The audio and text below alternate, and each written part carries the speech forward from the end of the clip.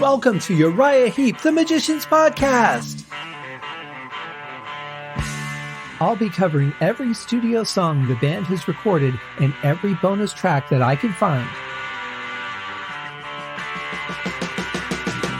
Each week we'll go over a new song from the beginning to where they are currently, and as they keep adding albums, I'll keep adding shows. Let the deep dive party begin. In the magic garden, some were singing, some were dancing. Hello and welcome to another episode of Uriah Heep, the Magician's Podcast. I am your host, Scott Haskin, and I am here with another song from the 10 Miles High Unreleased Uriah Heep album. This one is called That's How I Am. And we're going to just dig right into the song. Here you go.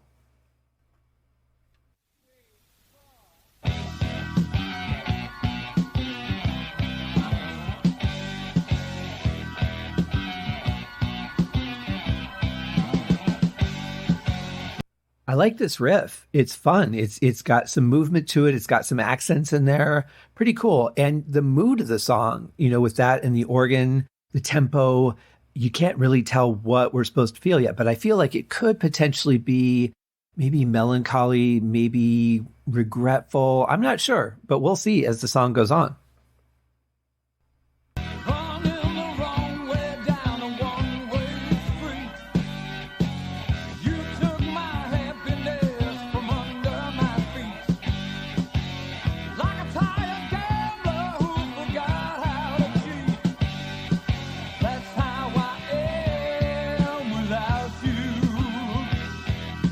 Okay, so now we know.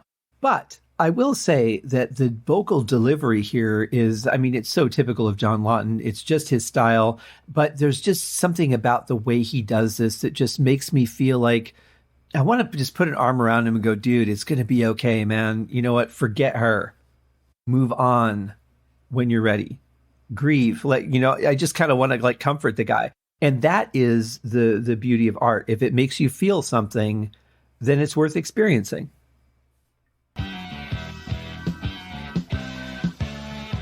so-called friends ask me if I'm all right.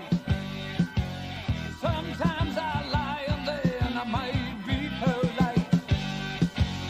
Hot talk of love, I know I'll never repeat. That's how I am without you. Oh, well,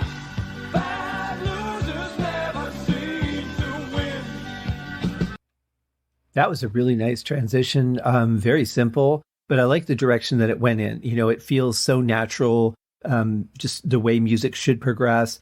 But the addition of the backing vocals and everything, along with the change in music, was nice. I like the double hits on the cymbals from Kerslake. It's just a really nice, gentle song. It's sad, we're feeling the guy, but it's got a good feel to the song as music. Just looking at it from a musical standpoint.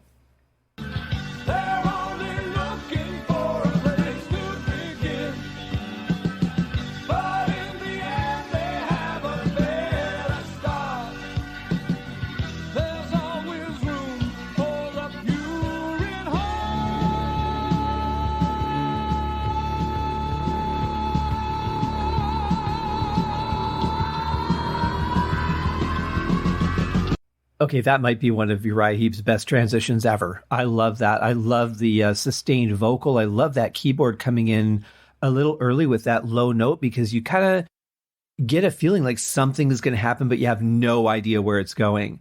And it just stays there and stays there, and you're waiting for something to happen. Very nice build into the transition. I really like that.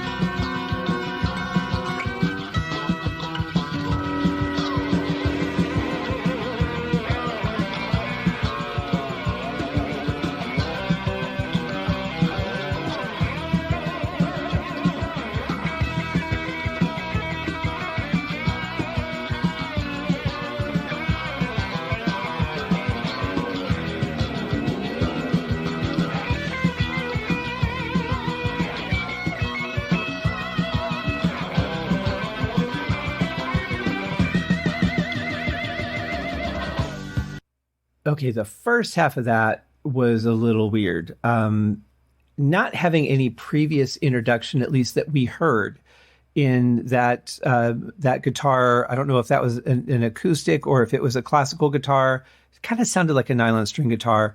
But there was no introduction to that previously that I picked up on in the song. So it felt like that instrument kind of came out of nowhere. That was a little bit weird. It felt a little bit Spanish in there too, which was kind of strange. The second half, the electric solo, I thought was fantastic. I've rarely compared, if I ever have, other than just being someone who I enjoy listening to as a guitarist, I don't think I've ever really compared Mick Box to Ritchie Blackmore. But I would say in that solo, I definitely felt there were some inflections of the way that Ritchie Blackmore typically plays his stuff. And that was a nice surprise. I liked the solo, though. I think it really fit the song. It was just that first part just kind of threw me off a little bit. But the second half was awesome. And then the nice transition back into the song again was really good. I love the backing behind that too. The bass guitar is just fantastic. I love what Trevor's playing. Lee is solid as ever. You know, Ken's got the harmonic rhythm down. Yeah, really well put together. I like this song.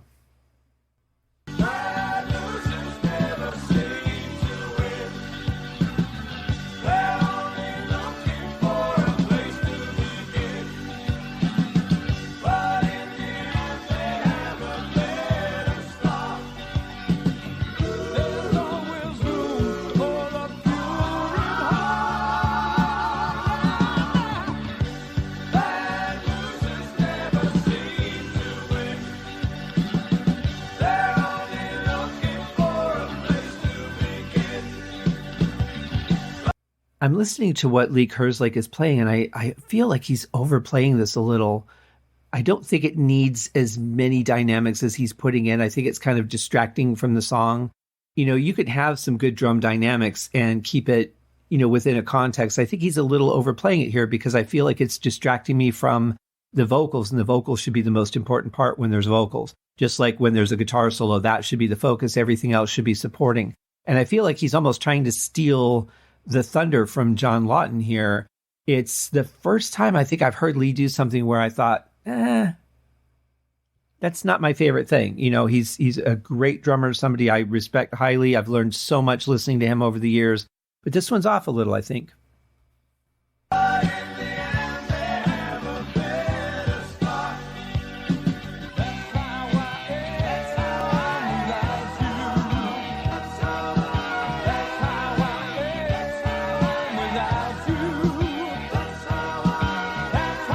This is fascinating. I love when songs do this, when they have a riff that is a part of a different part, and then they layer it into a different part of the song, and you could hear whether it really works or not. Here it works, but there's so much going on now because we're still hearing, you know, what we would normally hear with the chorus, and then we've got that opening riff coming back over top of it. We've got some layered vocals.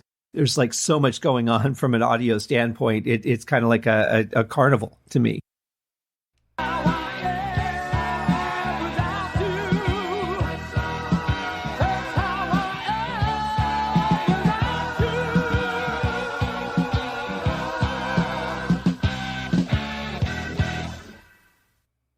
I've always wondered for a singer, and I think this song would be a really good example, when you have a repeating chorus in a song like this where it's really emotionally driven, right? You know, he's sad. He's like, you know, here's what I am with you. Here's what I am without you. Here's the difference. Here's why I'm unhappy.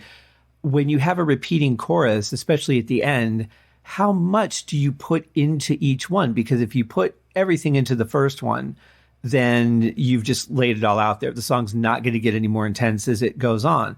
But if you kind of build it up a little bit, like the first one, you're like, you know, maybe a little more catatonic and you do it pretty flat and straightforward. And then the next one, you've got a little more emotion in it. Like you're kind of waking up to the realization of what your life is like now. And by the third or fourth one, you're just like full on emotionally letting it all out.